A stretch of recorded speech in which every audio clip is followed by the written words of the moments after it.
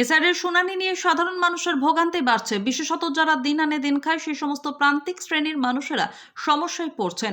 বাঁকড়া 2 নম্বর গ্রাম পঞ্চায়েত এলাকায় মোট বুথের সংখ্যা 30, প্রায় 28,000 ভোটার। এদের মধ্যে প্রায় 12,000 ভোটারকে শুনানিতে ডাক পড়েছে। মঙ্গলবার হাওড়ার বাঁকড়া 2 নম্বর গ্রাম পঞ্চায়েতের শুনানি কেন্দ্রে দেখা গেল বিরাট লাইন। এলাকার বেশিরভাগ মানুষ পেশায় দর্জি। তারা একদিন ওস্তাকারের কাছে না গিয়ে ক্ষতি 400 টাকা। অনেকে আবার লাইনে দাঁড়ানোর জন্য আজ মঙ্গলাহাটে ব্যবসার কাজে আসতে পারেননি, ফলে তারা চরম আর্থিক ক্ষতির সম্মুখীন। বাঁকড়া এলাকার বাসিন্দা 28 বছরের মাহফুজ আহমেদ, পেশায় দর্জি, দৈনিক আয় 400 টাকা। দিন কয়েক আগে বিএলও শুনানির নোটিশ পাঠানোর পর তিনি সব কাজ ফেলে ছুটে এসেছেন বাঁকড়া 2 নম্বর গ্রাম পঞ্চায়েত অফিসে। তার অভিযোগ, এর আগে এনুমারেশন ফর্ম জমা দেওয়ার সময় প্রয়োজনীয় কাগজপত্র জমা দিয়েছিলেন, খসড়া তালিকাতে তার নাম ছিল, তা সত্ত্বেও তাকে ফের শুনানিতে ডাকা হয়েছে। এখানে সারাদিন লাইনে দাঁড়িয়ে থাকতে হবে বলে কাজে ক্ষতি, প্রায় 400 টাকার মতো দৈনিক মজুরি সে পাবে না। এই এসআইআর নিয়ে 1 মাসেরও বেশি সময় ধরে সমস্যায় আছেন। তার প্রশ্ন, সরকার কি তাদের বেনাগরিক করতে চাইছে?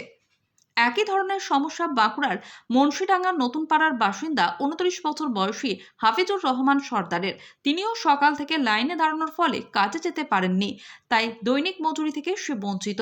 তার ছাড়াও মা এবং ঠাকুমার নামেও নোটিশ এসেছে, তাই সপরিবারে হাজির বাঁকড়া 2 নম্বর গ্রাম পঞ্চায়েত অফিসের শুনানি কেন্দ্রে। তিনি জানিয়েছেন, সব প্রমাণ দেওয়া সত্ত্বেও তাকে শুনানিতে ডাকা হয়েছে। তার নাম তালিকায় উঠবে কিনা তিনি তা নিয়ে আতঙ্কে রয়েছেন।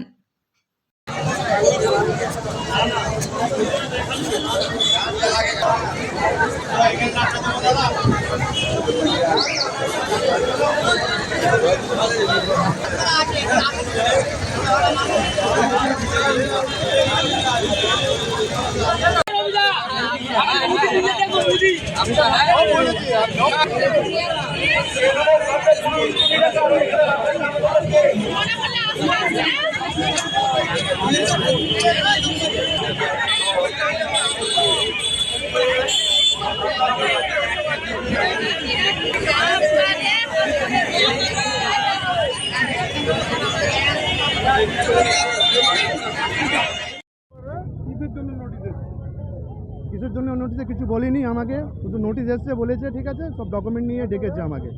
এর আগে লাল দাগ এসেছিলো, আমি বিএলও কাছে গিয়েছিলাম, তারপরে আমি সব কাগজগুলো জমা করে দিয়েছি, তারপরেও আমার নোটিশ এসছে।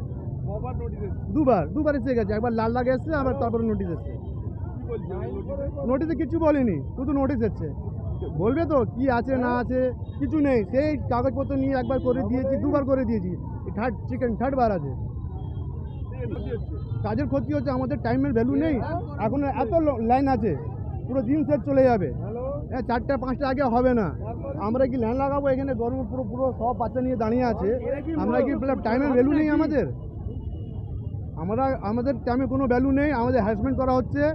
আমাদের মুসলিম বলে হ্যারাসমেন্ট করা হচ্ছে শুধু, আমরা এটাই বলবো। মুসলিম বলে হচ্ছে, এটা বিজেপি গভর্নমেন্ট করছে, সেন্ট্রাল গভর্নমেন্ট করছে, এরা মোদি করছে, যা করাচ্ছে সে মোদি করাচ্ছে। এরা আমাদেরকে হ্যারাসমেন্ট করার কিছু নেই, আর শুধু হ্যারাসমেন্ট করার কাজ আছে ওরা।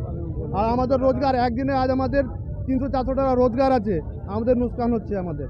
আমরা একদিন রোজগার কে দেবে আমাদেরকে? কে দেবে আমাদেরকে? এক দিন আমরা 1 মাস থেকে পরিশান আছি। কখন ফোন করছে, বেলো ফোন করছে, কখন আমাদেরকে কাগজ নিয়ে বলে নিয়ে যেতে হচ্ছে, ওর কাছে যেতে হচ্ছে। আমরা 1 মাস থেকে পরিশান আছি, 1 মাস থেকে। কাজের অফিসদা আমাদের হ্যারাসমেন্ট, মেন্টালি হ্যারাসমেন্ট করা হচ্ছে আমাদের। আমরা চাই, আমরা একবার জমা করে দিয়েছি, ঝামেলা শেষ, বারবার আমরা আসবো না। আমরা লাইন লাগাবো, একবার আধার কার্ড করব, একবার প্যান কার্ড করব, একবার আইডি কার্ড করব, আমরা সব সময় লাইন লাগাবো। আমাদের কোনো ভ্যালু নেই। আমরা প্যান কার্ড আধার কার্ড লিঙ্ক করেছি, 1000 টাকা লেগেছে আমাদের। 1000 টাকা করে কত লোক করেছে, টাকাটা কোথা গেল? সেন্ট্রাল গভর্নমেন্টের পকেটে? সেন্ট্রাল গভর্নমেন্টের পকেটে টাকা দিয়ে 1000 টাকা লিঙ্ক করার জন্য 1000 টাকা লেগেছে। আমার নাম মাহফুজ আহমদ।